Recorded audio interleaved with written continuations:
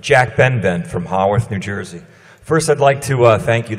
I've been to about a dozen meetings. This is probably the best one, so thank you very much for the new format, and thank you very much to the journalists who really helped out a lot. Yeah, I agree.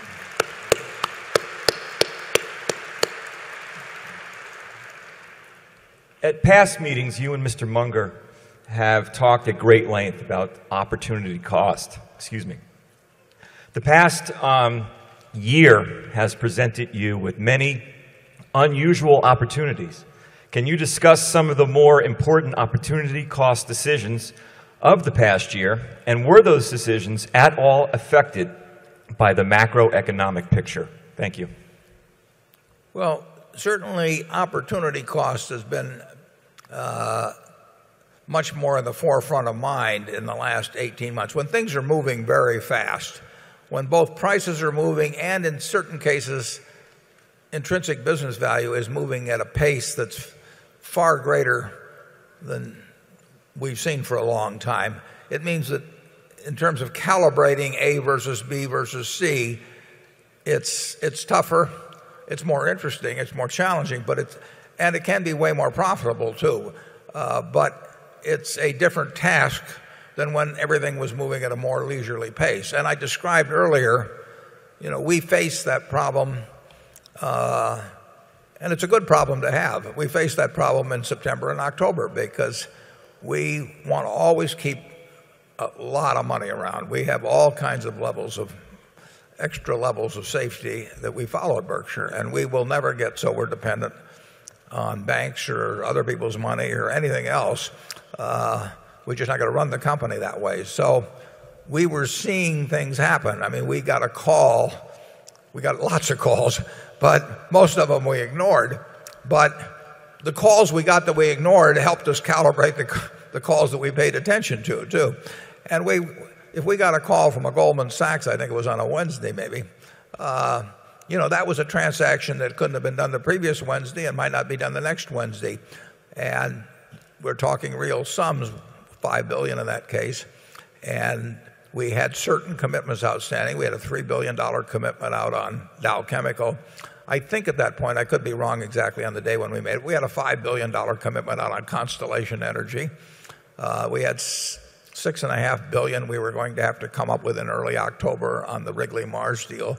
So we were faced with opportunity cost type considerations. And as I said earlier, we actually sold something that under normal circumstances we wouldn't have thought about selling if it was 10 or 15 points higher in Johnson & Johnson, but we just didn't want to get uncomfortable.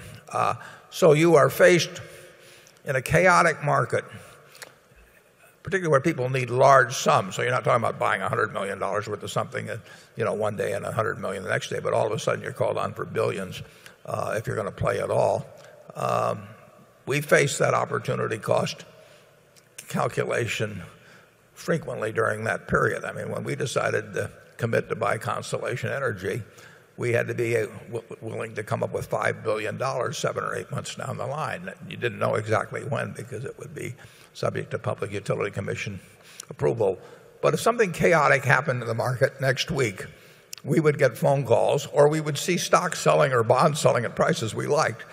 And if the relative values against what we held were interesting, we might sell things. Now, it's harder to sell things in huge quantities than it is to buy things in huge quantities during a period like that.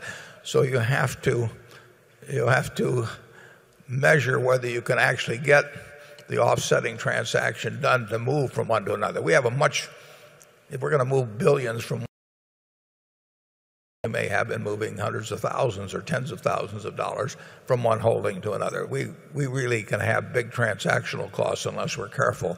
But that's the kind of calculation we go through, and we love the fact we get the opportunity to make those calculations. It's a sign of opportunity around, and we haven't had the flurry of activity like we had last year for a long time. So it was the first time we really faced the question, can we raise a couple $1 billion in a hurry to be sure that we've offset the cash needs of what we're committing to on the purchase side.